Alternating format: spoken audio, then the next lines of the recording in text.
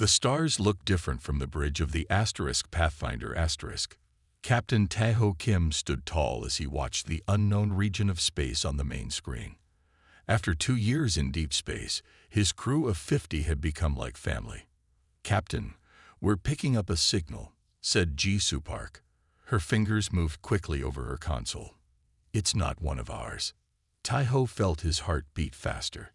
After years of searching, they might have found what humanity had been looking for, proof they were not alone. "Can you clean it up?" he asked. Ji-soo nodded. "Working on it now, sir." The bridge crew fell silent. This was the moment they had trained for. First contact.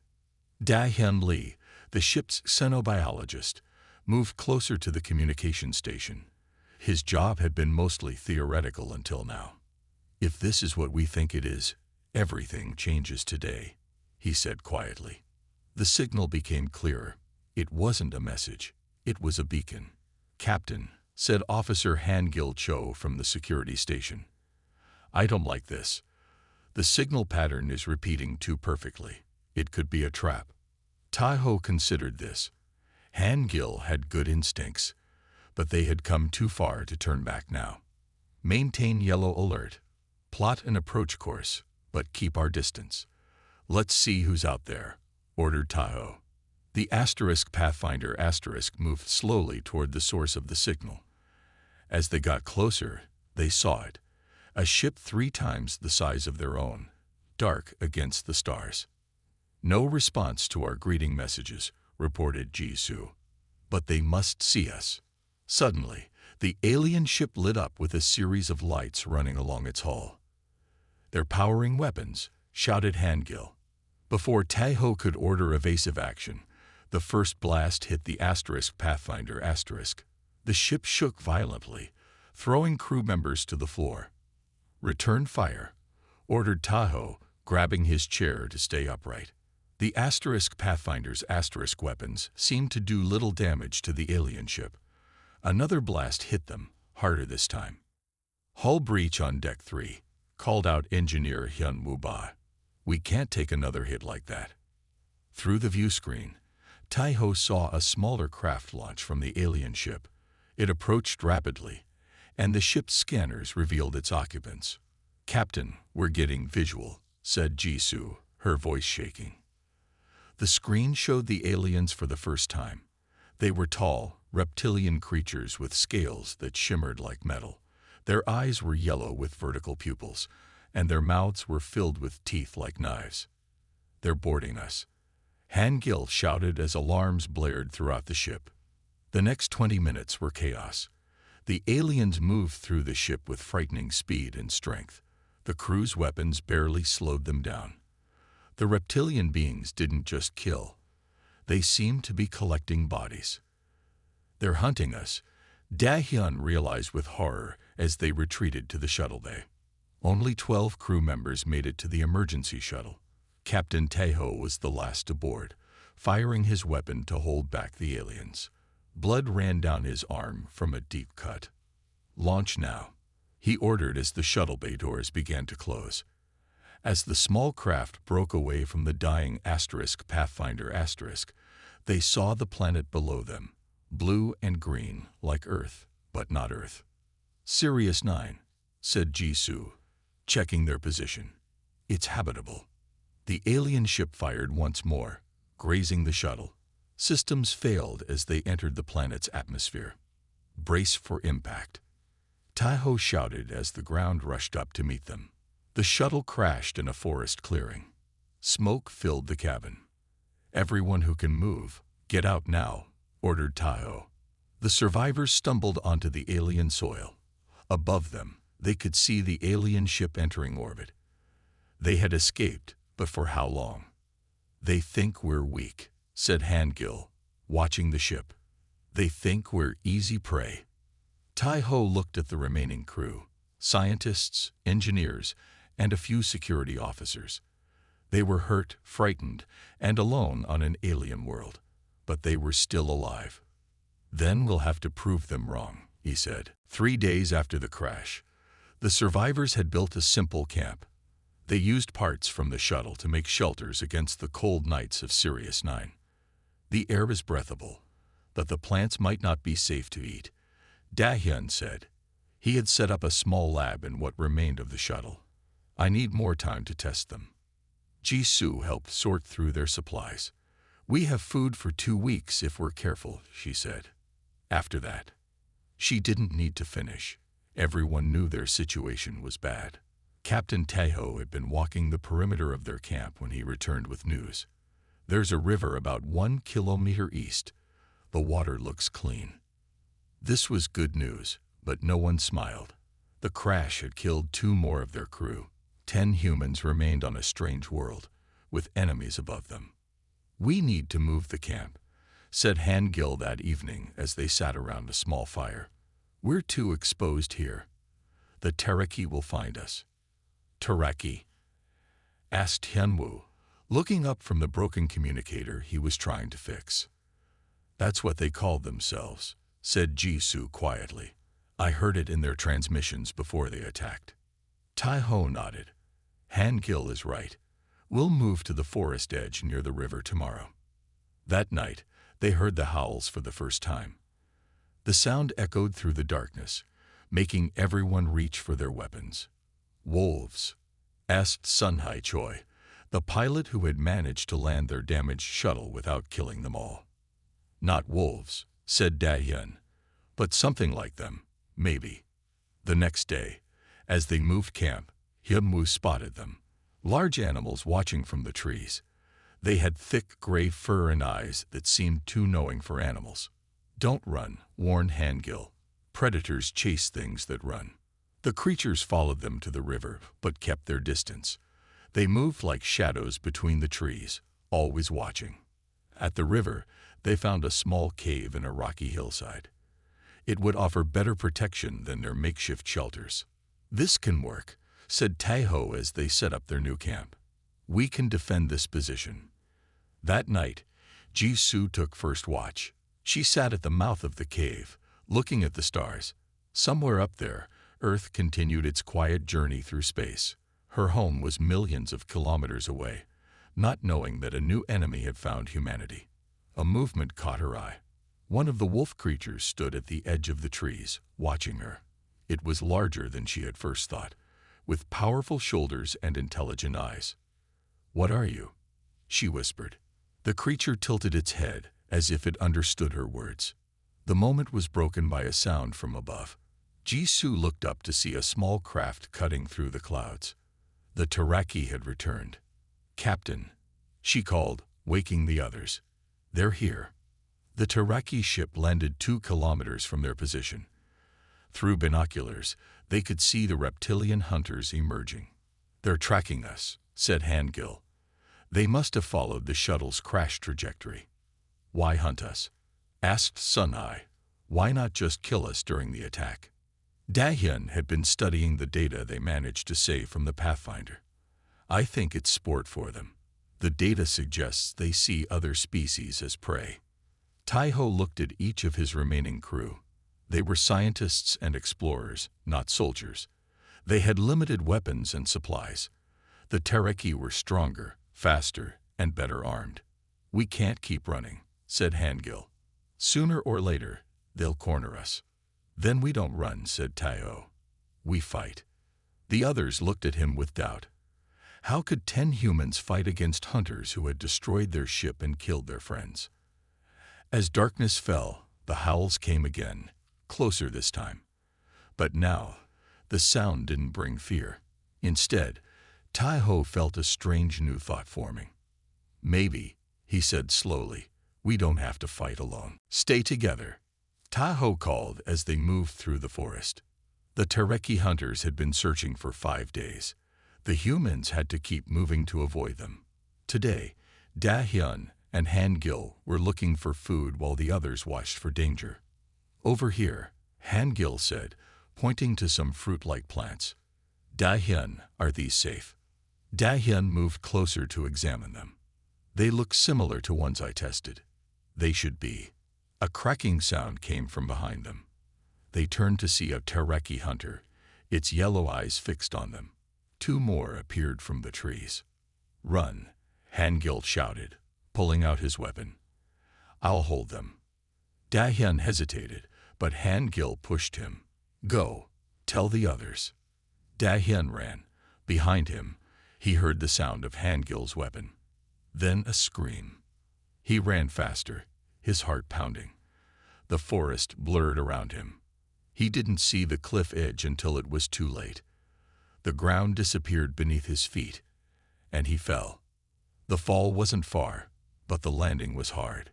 Pain shot through his leg. He tried to stand but couldn't. His leg was broken. "Hello," he called weakly. "Anyone?" Only silence answered. He was alone, injured, and lost. Night would come soon, and with it, the Taraki or other predators. As the sun began to set, Dahyun heard movement in the bushes. He reached for his weapon, but it had been lost in the fall. The first wolf creature emerged from the trees. Then another, and another. Soon, he was surrounded by a pack of at least 12. "This is it," he thought, closing his eyes. But the attack never came. Instead, he felt something touch his injured leg. He opened his eyes to see one of the creatures examining him. Its eyes were deep amber, filled with what looked like curiosity. The largest of the pack, a male with silver-streaked fur, moved forward. It sniffed Dahyun, then looked into his eyes. Dahyun felt something strange, like a pressure in his mind. Then the pack surrounded him, their bodies warm against the cold night. They stayed that way until morning. When Dahyun woke, the pack was still there. The silver-streaked male brought him water in a large leaf. Somehow, they had understood he was thirsty. For 2 days, the pack stayed with him. They brought him water and even small animals to eat. The pressure in his mind returned at times, always when he looked into their eyes. On the 3rd day, he heard human voices calling his name. "Here," he shouted. "I'm here." Jisoo was the first to find him, with Taiho close behind. They stared in shock at the pack of wolf creatures surrounding him. "Don't shoot," Dahyun said quickly. "They helped me. They protected me." "Hangil?" Taiho asked. Dahyun shook his head. "The Taraki got him." Jisoo moved closer, looking at the creatures with wonder. "They're beautiful," she said. The large silver-streaked male watched her closely. "There's something else," Dahyun said. "I think they're trying to communicate. I feel it in my mind when I look in their eyes." Jisoo's eyes widened. "In the old stories my grandmother told me, wolves were spiritual guides. They could speak to humans through dreams." She knelt down, slowly reaching out her hand. The silver-streaked male approached her cautiously. "Hello," she said softly. "Thank you for helping our friend." The creature looked into her eyes. Jisoo gasped. "I feel it too." The pressure in her mind formed into something more, a feeling of greeting, of curiosity. "It's not just a feeling," she whispered. "It's a thought. Not words, but intention." Taiho watched in amazement as Jisoo and the wolf creature looked at each other. A strange understanding passed between them. "My grandmother called this Yanga, spirit connection," Jisoo said, not breaking eye contact with the creature. "I think I'll call you Nara." The creature, Nara, tilted her head. The others seemed to react to the name. "Wait," said Dahyun. "I thought the silver one was male." "No," said Jisoo with certainty. "She's female. The alpha female. I can feel it." Taiho looked from the creatures to his injured crew member and back. "You're saying these animals can talk to us with their minds?" "Not talk exactly," said Jisoo, "but share feelings, images, and they're not just animals. They're more." As if to prove her point, Nara moved closer to Jisoo and gently pressed her forehead against Jisoo's. The connection between them deepened. A strange new hope began to form in Taiho's mind. Perhaps they had found more than just allies against the Taraki. Perhaps they had found a new way to be human. The wolves followed the humans back to their cave. Dahyun's leg was wrapped in a makeshift splint. Two of the wolves helped support him as he walked. I still can't believe this, said Hyunwoo, watching the wolves move around their camp. They understand us.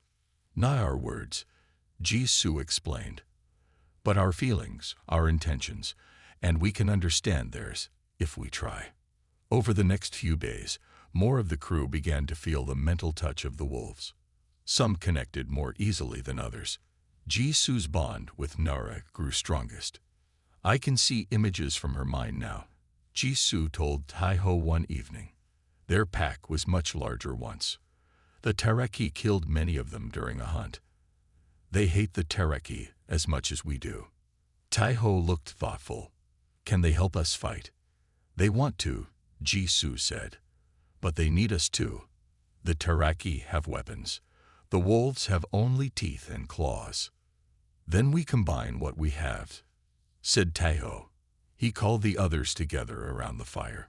The wolves sat in a circle outside, with Nara closest to Jisoo. We've been running and hiding, Taeho said. That ends now. With the wolves, we have a chance to fight back. Sunhai looked skeptical. How? There are still only 9 of us, even with the wolves. We have something the Tereki don't expect, said Taeho. A bond. If we can fight together, using our minds to coordinate, we might surprise them. Dahyun, who was studying the wolves from his bed, spoke up. The bond is strengthening. Yesterday, I could feel what my wolf was feeling. I knew when he found food before he returned. The crew talked late into the night. By morning, they had a plan. That afternoon, they gathered in the clearing outside the cave. Humans and wolves faced each other in 2 lines. Taeho stood in the center with Jisoo beside him. Today, we make a pact, Taeho said. Humans and wolves, fighting together against our common enemy. Jisoo translated his words into feelings and images through her bond with Nara. The alpha female's eyes seemed to glow with understanding. One by one, each human stepped forward. The wolves approached, sniffing them, looking into their eyes. Some connections happened quickly, others took time. By sunset, each person had bonded with a wolf. Taeho's wolf was a large male with a scar across his muzzle. Jisoo told him the wolf's name in their language sounded like Hazel. It means sunshine, she said, because his mind feels warm and bright to them. As night fell, the humans and wolves sat together under the stars. The mental connections hummed between them like quiet music. Something is changing, Dahyun said softly. I can feel it. The bond is doing something to us. To them too, said Jisoo, her hand resting on Nara's head. We're changing each other.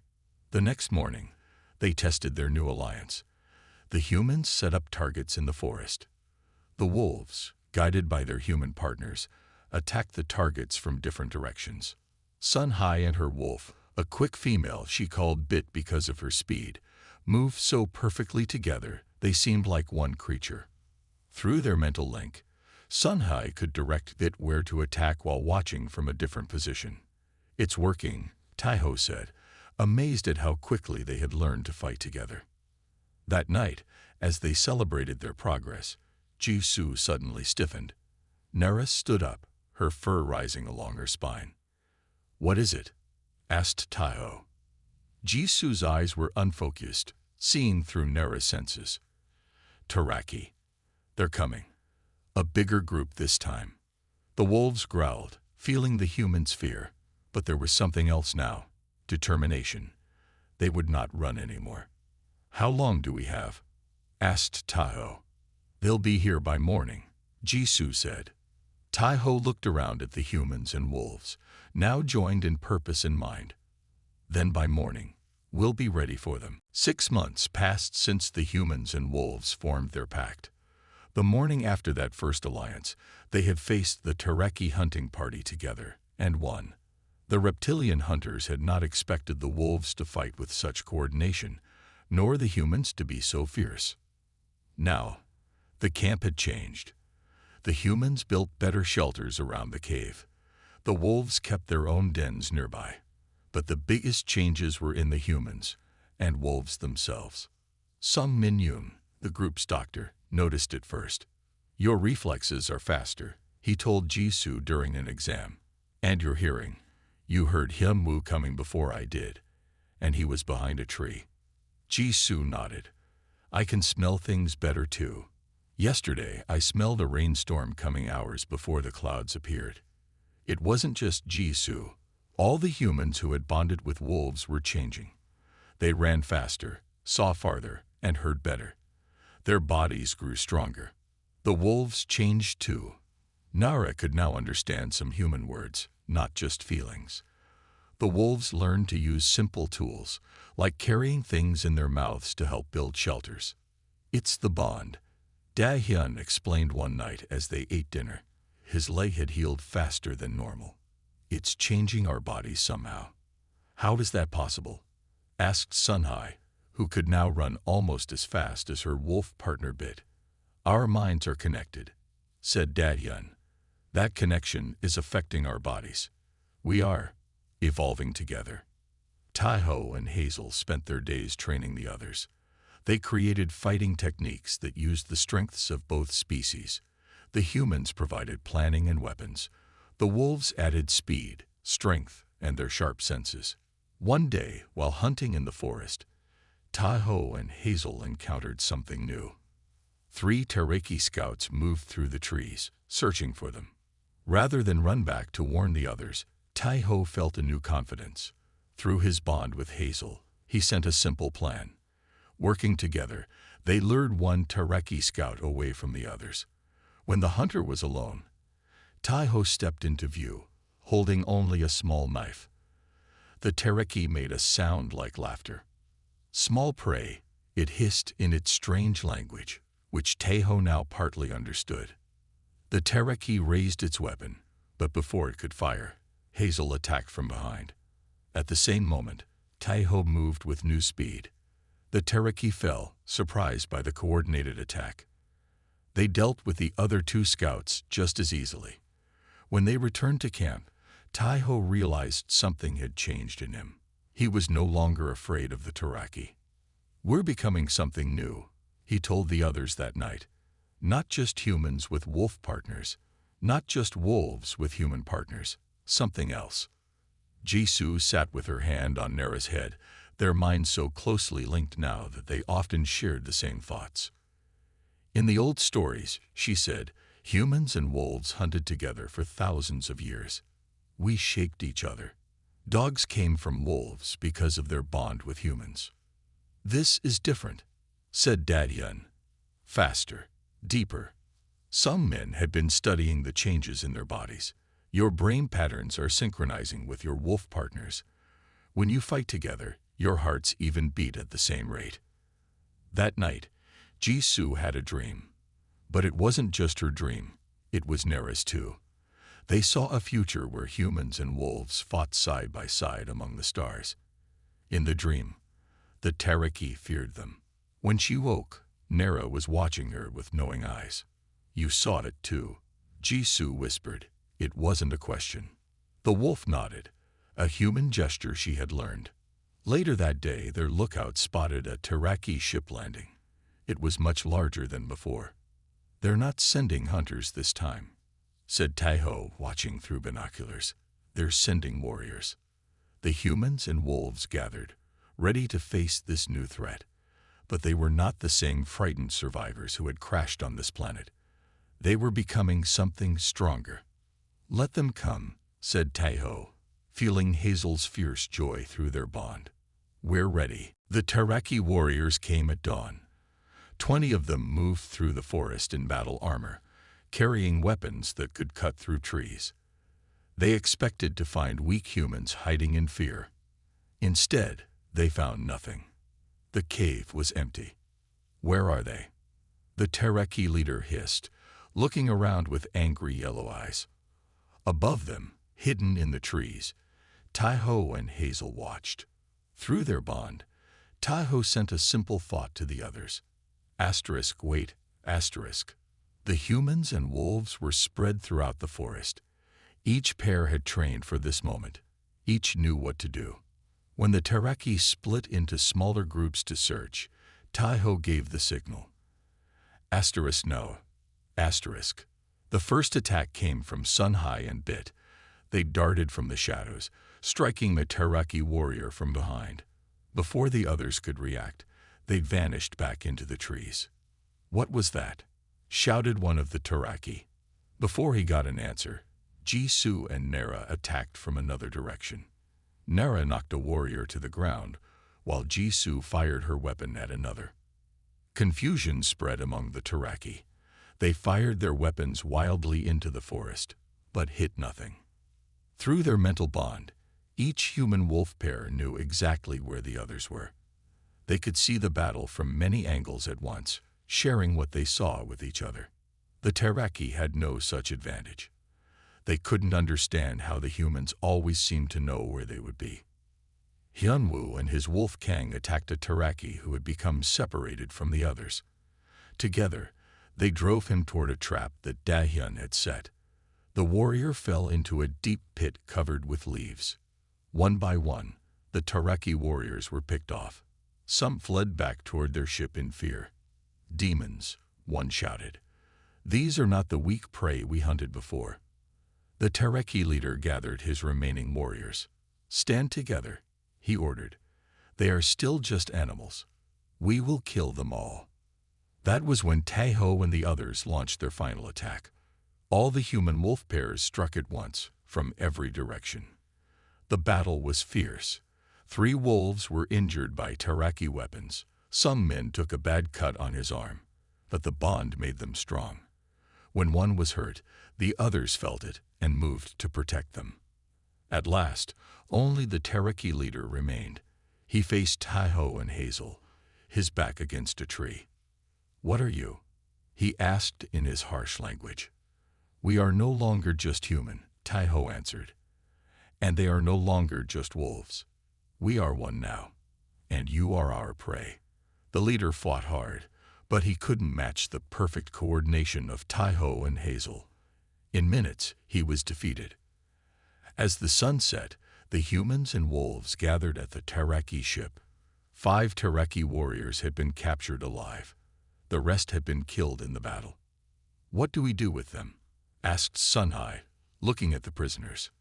"We learned from them," said Jisoo, "about their people, their ships, their plans."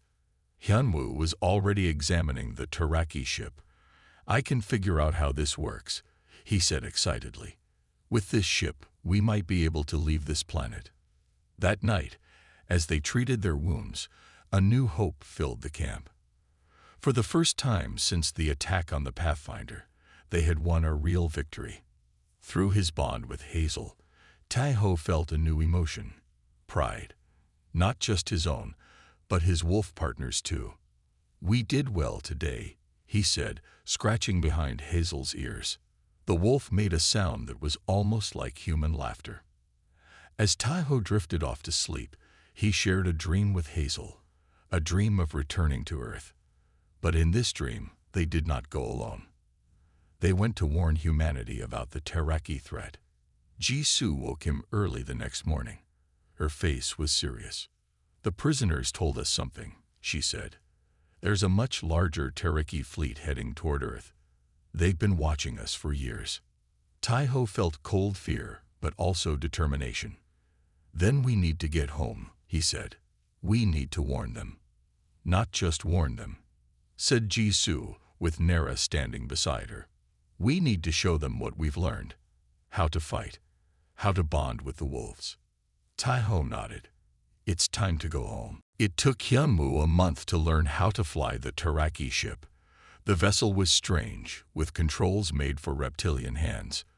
But Hyunwoo's bond with his wolf, Kang, gave him new patience and focus. "I think it's ready," Hyunwoo said one morning. "We can leave tomorrow." That night, they had a final meal on Sirius 9. The planet that had once seemed so dangerous now felt like home. "Will your people accept us?" Nara asked Jisoo through their bond. Over the months, the wolves had learned to form words in their thoughts, though they could not speak aloud. "I don't know," Jisoo admitted, "but they must. Earth needs you." The next morning, they boarded the ship, All 9 humans and 11 wolves entered the vessel that would carry them to Earth. They brought samples of plants, data they had collected, and the 3 remaining Terraki prisoners. As the ship rose into the sky, Tahoe looked down at the planet where everything had changed. "Thank you," he whispered. The journey to Earth took 3 weeks. During that time, some men continued studying the changes in their bodies. The bond had made the humans stronger, faster, and more alert. The wolves were smarter, with deeper understanding.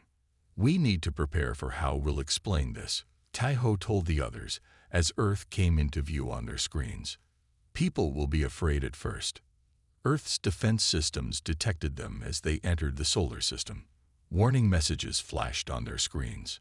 "Unknown vessel, identify yourself, or we will fire," came a voice over the communication system. "This is Captain Tahoe Kim of the Earth vessel Pathfinder," Tahoe replied. "We are returning with important information about an alien threat." There was a long pause. "Pathfinder was reported destroyed 9 months ago. Prove your identity." Tahoe sent his command codes. Another long pause followed. "Captain Kim, you are cleared to land at Luna Base. Do not deviate from the assigned path." As they approached the moon base, Tahoe felt Hazel's anxiety through their bond. The wolf had never seen such structures before. "It's okay," Tahoe reassured him. "These are my people." When they landed, they were met by armed soldiers and a man in an admiral's uniform. "Captain Kim," said Admiral Jun Seo Kwan, "we thought you were dead." Then he saw the wolves. The soldiers raised their weapons. "Stand down," ordered Tahoe. "They're with us. They're allies." The admiral stared at the large wolves. "What are they?" "They are the reason we survived," said Tahoe. "And they may be the reason Earth survives what's coming." The humans and wolves were separated and taken to different sections of the base. Doctors examined the humans, amazed by the changes in their bodies. "Your DNA shows signs of adaptation," one doctor told Jisoo. "Your senses are enhanced. Your muscle density is 30% higher than normal." Meanwhile, scientists studied the wolves, treating them like animals despite Tahoe's protests. "You don't understand," he told Admiral Kwan during a debriefing. "They are not just animals. We share a mental bond with them." The admiral looked skeptical. "A bond? Like pet and owner?" "No," said Tahoe firmly. "Like equals, like partners. They think, they feel. And together, we can fight in ways you can't imagine." "The Terraki nearly wiped us out," added Sunhai, "until we learned to fight with the wolves." Admiral Kwan frowned. "These Terraki, you say there's a fleet coming to Earth?" "Yes," said Tahoe. "The prisoners confirmed it. They see humans as prey, not equals. They won't negotiate. They will hunt us. And you believe these wolves can help us?" "Not just help," said Jisoo. "They can change us, make us stronger, but only if we let them." That night, alone in their quarters, the humans felt the absence of their wolf partners like physical pain. The bond stretched between them, weakened by distance, but not broken. Tahoe stood at his window, looking out at Earth shining blue and green in the blackness of space. "We need to show them," he told Sunhai. "Words aren't enough." The next day, a Terraki scout ship was detected at the edge of the solar system. Admiral Kwan called them to the command center. "Your Terraki have arrived," he said grimly. "Now prove to me these wolves are worth the risk." The Terraki scout ship was fast and well armed. It destroyed 2 Earth defense satellites before anyone could react. "Our weapons can't lock onto it," said a soldier in the command center. "It's too quick." Admiral Kwan looked at Tahoe. "You say you can fight these things. Prove it." "We need our wolves," said Tahoe. "Now." 10 minutes later, the wolves rushed into the command center. Nara ran straight to Jisoo, pressing her head against Jisoo's hand. Hazel stood tall beside Tahoe. "What's your plan?" asked Admiral Kwan. "Let us take a small ship," said Tahoe. Just us and our wolves. We'll show you what we can do. Admiral Kwan hesitated, then nodded. One ship, don't make me regret this. In the hangar, they boarded a small Earth fighter craft. Sun Hai took the controls, with Bit sitting beside her. Through their bond, Sun Hai could fly better than she ever had before, feeling the ship as if it were part of her body. They launched toward the Tereki scout ship. As soon as the enemy saw them, it fired. Hold on, shouted Sun Hai as she rolled the ship, avoiding the blast. Through their shared mental network, all the humans and wolves could see what Sun Hai saw. They helped her predict where the Tereki would fire next. Asterisk left. Now right. Dive asterisk. The thoughts flowed between them without words. The small Earth ship moved like it was alive, dodging attacks that would have destroyed a normal vessel. How are they doing that? Asked Admiral Kwan, watching from the command center. The bond, said Da-hyun, who had stayed behind. They're thinking as one mind. When they got close enough, Ta-ho took the weapons controls. Through his bond with Hazel, he could sense the Tereki ship's weak points. There, he said, firing at a spot near the engine. The hit was perfect. The Tereki ship spun out of control. Before it could recover, Ta-ho fired again. The enemy ship exploded in a ball of fire. When they returned to the base, Admiral Kwan was waiting. His face showed both amazement and concern. I've never seen flying like that, he said, or shooting that accurate. You really do have some kind of connection with these animals. It's more than a connection, said Jisoo. We share thoughts, feelings. The bond changes us both, makes us more than we were alone. That night, Earth's leaders held an emergency meeting. The Tereki threat was real. The scout ship had sent messages back to its fleet before it was destroyed. Earth needed to prepare for war. Admiral Kwan came to see them the next morning. We're setting up a special training program, he said. We want you to teach others how to bond with these wolves. Jisoo smiled. They're called Saja in their own thoughts. It means something like proud hunter in their mind speech.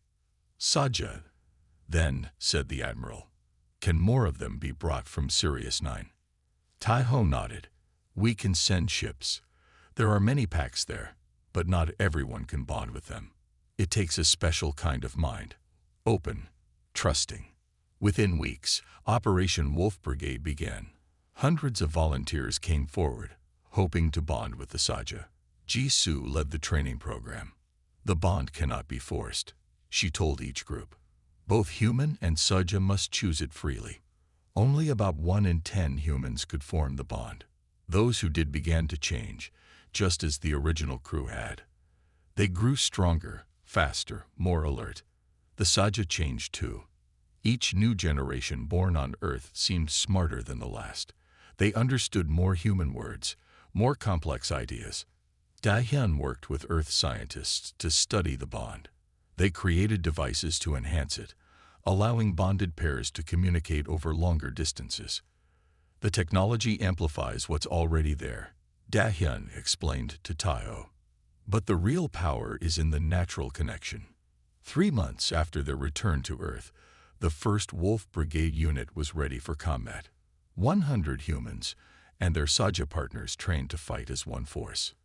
Admiral Kwan watched their demonstration with wide eyes.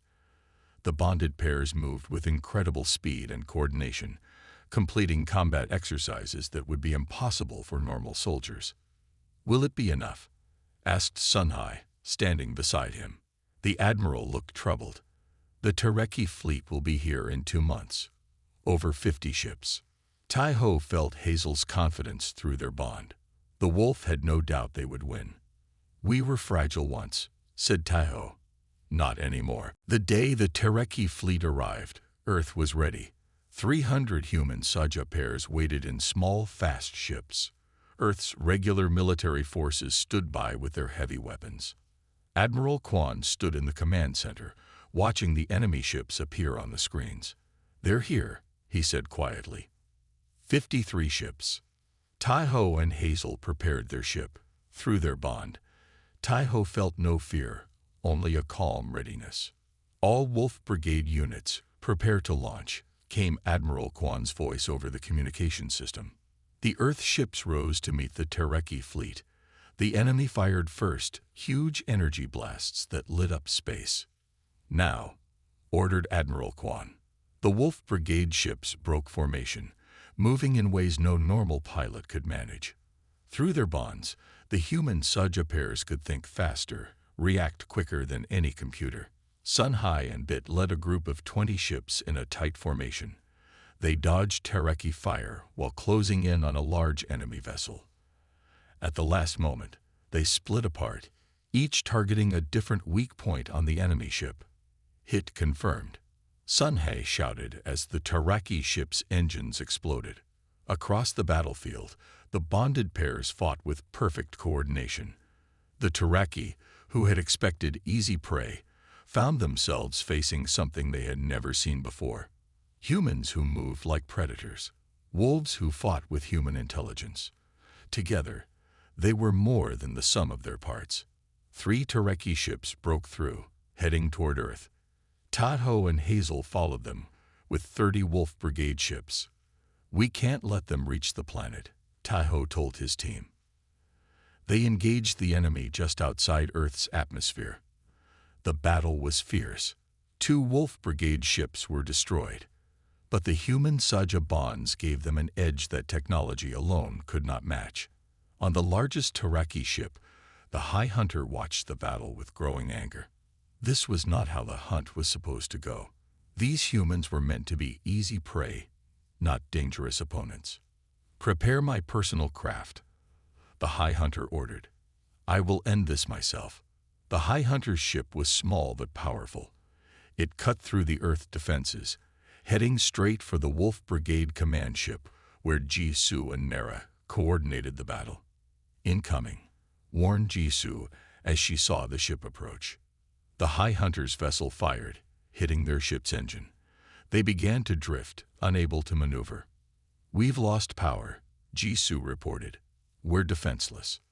The High Hunter's ship docked with theirs. Alarms sounded as the enemy forced the airlock open.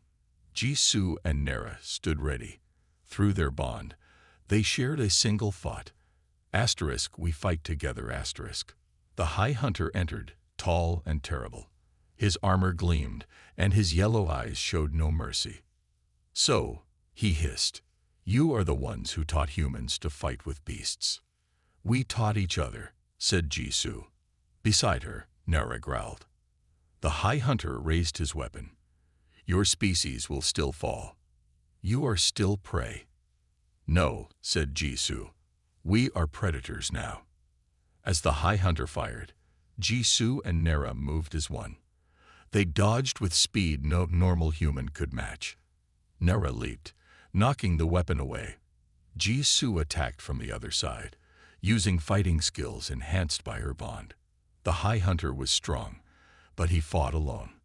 Jisoo and Nara fought as one mind in 2 bodies. When he struck at one, the other attacked.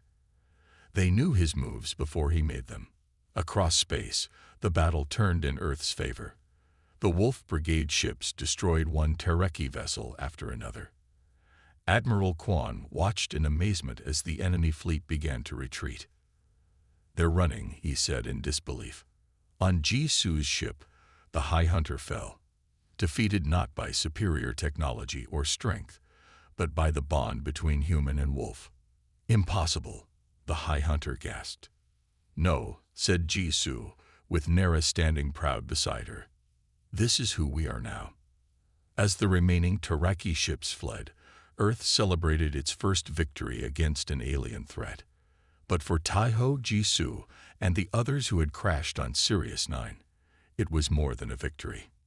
It was the beginning of a new chapter for humanity, one where humans were no longer the fragile creatures they had once been.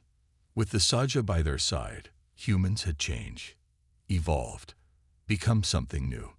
As Taiho stood with Hazel, watching Earth from space, he felt the bond between them grow even stronger.